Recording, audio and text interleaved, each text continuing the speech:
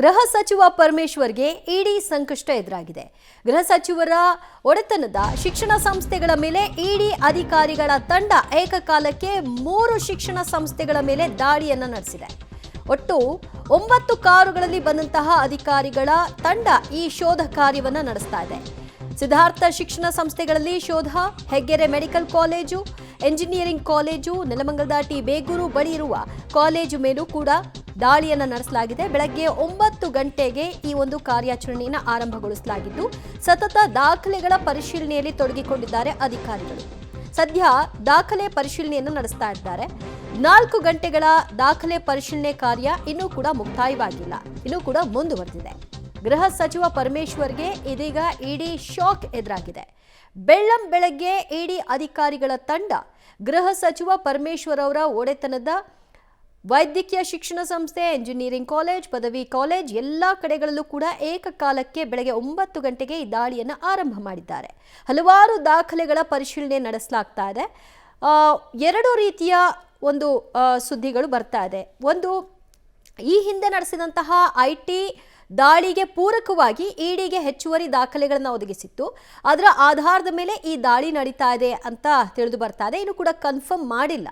ದೆಹಲಿಯ ಇಡಿ ಅಧಿಕಾರಿಗಳ ತಂಡ ಬಂದು ಈ ಶೋಧವನ್ನು ನಡೆಸ್ತಾ ಇರೋದು, ಇನ್ನು ಕೂಡ ಆ ಕಾರ್ಯಾಚರಣೆ ಮುಂದುವರೆದಿರೋದ್ರ ಹಿನ್ನೆಲೆಯಲ್ಲಿ ಆ ಬಗ್ಗೆ ಇನ್ನೂ ಕೂಡ ಸ್ಪಷ್ಟನೆ ಲಭ್ಯವಾಗಿಲ್ಲ.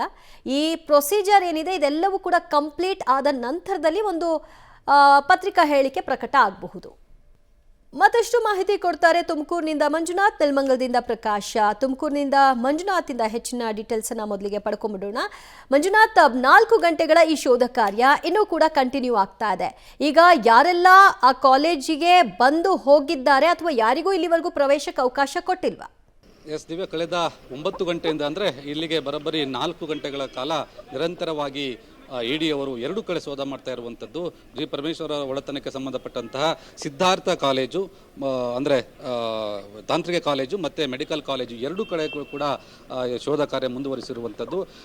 ಈ ಕಾಲೇಜಿನ ಒಳಗಡೆ ಎಲ್ಲರೂ ಕೂಡ ಒಂದು ವಿದ್ಯಾರ್ಥಿಗಳನ್ನು ಹೊರತುಪಡಿಸಿ ಕೇವಲ ಐಡಿ ಕಾರ್ಡ್ ಇರುವಂಥವರನ್ನು ಮಾತ್ರ ಹೊರಗಡೆ ಬಿಡ್ತಾ ಇರುವಂಥದ್ದು.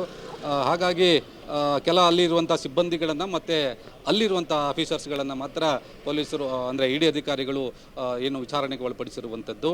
2 ಕಡೆ ಸೇಮ್ ರೀತಿ ಏನು ಪ್ರೊಸೀಜರ್ಗಳು ನಡೀತಾ ಇರುವಂಥದ್ದು. ನಾನೀಗ ತಾಂತ್ರಿಕ ಅಂದರೆ ಸಿದ್ಧಾರ್ಥ ತಾಂತ್ರಿಕ ಕಾಲೇಜು ಮಹಾವಿದ್ಯಾಲಯದಲ್ಲಿದ್ದೀನಿ. ಇಲ್ಲಿ ಆರಂಭದಲ್ಲಿ ಯಾರನ್ನು ಬಿಟ್ಟಿರಲಿಲ್ಲ. ಈಗ ನಿಧಾನವಾಗಿ ಎಲ್ಲ ವಿದ್ಯಾರ್ಥಿಗಳನ್ನು ಕೂಡ ಐಡಿ ಕಾರ್ಡ್ ಅವರನ್ನು ನೋಡಿ ಬಿಡ್ತಾ ಇರುವಂಥದ್ದು.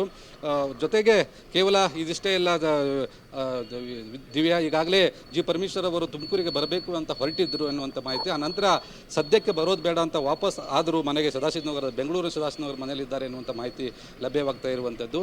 ಕೇವಲ ರನ್ಯಾ ರಾವ್ ಅವರ ಕೇಸ್ಗೆ ಇದನ್ನು ತಳುಕು ಹಾಕಿದೆ ಅನ್ನುವಂಥದ್ದು ಕೂಡ ಮಾಹಿತಿ ಲಭ್ಯ. ಅದರ ಜೊತೆಗೆ ಇಲ್ಲಿ ಇರುವಂಥದ್ದು ಅಂದರೆ ಅಕ್ರಮವಾಗಿ ಆಸ್ತಿ ಗಳಿಸಿದ್ದಾರೆ ಮತ್ತು ಮೆಡಿಕಲ್ ಸೀಟ್ ಕೂಡ ಬ್ಲಾಕ್ ಮಾಡಿ ದಂಧೆ ನಡೆಸ್ತಾ ಇದ್ದಾರೆ ಎನ್ನುವಂಥ ಒಂದು ಆರೋಪವನ್ನು ಇತ್ತು. ಆ ಆರೋಪಗೋಸ್ಕರ ಕೂಡ ಇದು ದಾಳಿ ನಡೆದಿದೆ ಎನ್ನುವಂಥದ್ದು ಸದ್ಯಕ್ಕೆ ನಮಗೆ ಲಭ್ಯವಾಗ್ತಾ ಇರುವಂಥದ್ದು ಮಾಹಿತಿ. ದಿವ್ಯಾ, ಥ್ಯಾಂಕ್ ಯು ಮಂಜುನಾಥ್ ನಿಮ್ಮೆಲ್ಲ ಮಾಹಿತಿಗೆ. ನೆಲಮಂಗಲದಿಂದ ಪ್ರಕಾಶ್ ಹೆಚ್ಚಿನ ಡೀಟೇಲ್ಸ್ ಕೊಡ್ತಾರೆ. ನೆಲಮಂಗಲದ ಬೇಗೂರಿನ ಕಾಲೇಜಿನಲ್ಲೂ ಕೂಡ ತಪಾಸಣೆ ನಡೆಸಲಾಗ್ತಾ ಇದೆ. ಕಾಲೇಜಿನ ಸಿಬ್ಬಂದಿಗಳ ಹೇಳಿಕೆಗಳನ್ನು ಕೂಡ ದಾಖಲು ಮಾಡ್ಕೊಳ್ತಾ ಇದ್ದಾರೆ. ಪ್ರಕಾಶ್, ಏನಾಗ್ತಾ ಇದೆ ಈಗ?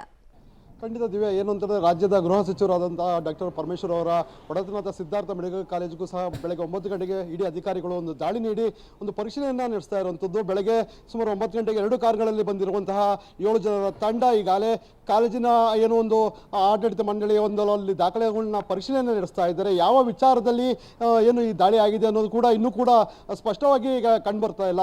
ಏನಂತ ಹೇಳಿದ್ರೆ, ಈ ದಾಳಿಗೆ ಸಾಕಷ್ಟು ರೀತಿಯಲ್ಲಿ ಈ ಹಿಂದಿನ ವ್ಯವಹಾರಗಳು ಮತ್ತು ಇದರಲ್ಲೂ ದಾಳಿ ಆಗಿದೆಯೋ ಅನ್ನೋ ಶಂಕೆಗಳು ಇರುವಂಥದ್ದು. ಆದರೆ ಏನು ಅಧಿಕೃತವಾಗಿ ಇಡಿ ಅಧಿಕಾರಿಗಳು ಒಂದು ಪ್ರೆಸ್ ನೋಟನ್ನು ಸಲ್ಲಿಸಿದ ನಂತರದಲ್ಲಿ ಇದಕ್ಕೆ ಯಾವ ರೀತಿಯಲ್ಲಿ ದಾಳಿ ಆಗಿದೆ ಅನ್ನೋದು ಸಹ ಕಂಡುಬರಬೇಕಾಗ್ತದೆ. ಈಗಾಗಲೇ ಅಧಿಕಾರಿಗಳು ಸತತ 4 ಗಂಟೆಯಿಂದನೂ ಸಹ ಅಲ್ಲಿರುವಂತಹ ಆಸ್ಪತ್ರೆಯಲ್ಲಿರುವಂತಹ ದಾಖಲಾತಿಗಳನ್ನು ಪರಿಶೀಲನೆ ನಡೆಸ್ತಾ ಇರುವಂಥದ್ದು. ಆದಾಯ ಸಂಬಂಧ ವಿಚಾರದಲ್ಲಿ ಪರಿಶೀಲನೆ ಕೂಡ ನಡೆಸ್ತಾ ಇದ್ದಾರೆ ಅನ್ನೋ ಮಾಹಿತಿಗಳು ಸಹ ಕೇಳಿ ಬರ್ತಾ ಇದೆ. ಮತ್ತು ಅಲ್ಲಿರುವಂತಹ ಅಕೌಂಟ್ಸ್ ನೋಡ್ಕೊಳ್ಳುವಂತಹ ಸಿಬ್ಬಂದಿಗಳನ್ನು ಇಡಿ ಅಧಿಕಾರಿಗಳು ವಿಚಾರಣೆ ಮಾಡ್ತಾ ಇದ್ದಾರೆ ಅನ್ನೋದು ಕೇಳಿ ಬರ್ತಾ ಇದೆ. ದಿವ್ಯಾ, ಥ್ಯಾಂಕ್ ಯು ಪ್ರಕಾಶ್ ನಿಮ್ಮೆಲ್ಲ ಮಾಹಿತಿಗೆ. ಇಲ್ಲಿಯವರೆಗೂ ಯಾರು ರಾಜಕಾರಣಿಗಳು ಪರಮೇಶ್ವರ್ ಅವರ ಆದಿಯಾಗಿ ಯಾರು ಹೇಳಿಕೆಗಳನ್ನ ಕೊಟ್ಟಿಲ್ಲ ಈ ಇಡೀ ದಾಳಿ ವಿಚಾರಕ್ಕೆ ಸಂಬಂಧಪಟ್ಟ ಹಾಗೆ, ಮತ್ತು ಈ ದಾಳಿ ಎಕ್ಸಾಕ್ಟ್ ಇದೇ ಕಾರಣಕ್ಕೆ ಆಗ್ತಿದೆ ಅನ್ನೋದ್ರ ಬಗ್ಗೆಯೂ ಮಾಹಿತಿ ಹೊರಗೆ ಬರ್ತಾ ಇಲ್ಲ. 4 ಗಂಟೆಗಳ ಈ ಕಾರ್ಯಾಚರಣೆ ಬಳಿಕವೂ ಕೂಡ ಇಂಥದ್ದೇ ಕಾರಣಕ್ಕೆ ಈ ದಾಳಿ ಆಗಿದೆ ಅನ್ನೋದ್ರ ಬಗ್ಗೆ ಮಾಹಿತಿ ಲಭ್ಯವಾಗ್ತಿಲ್ಲ.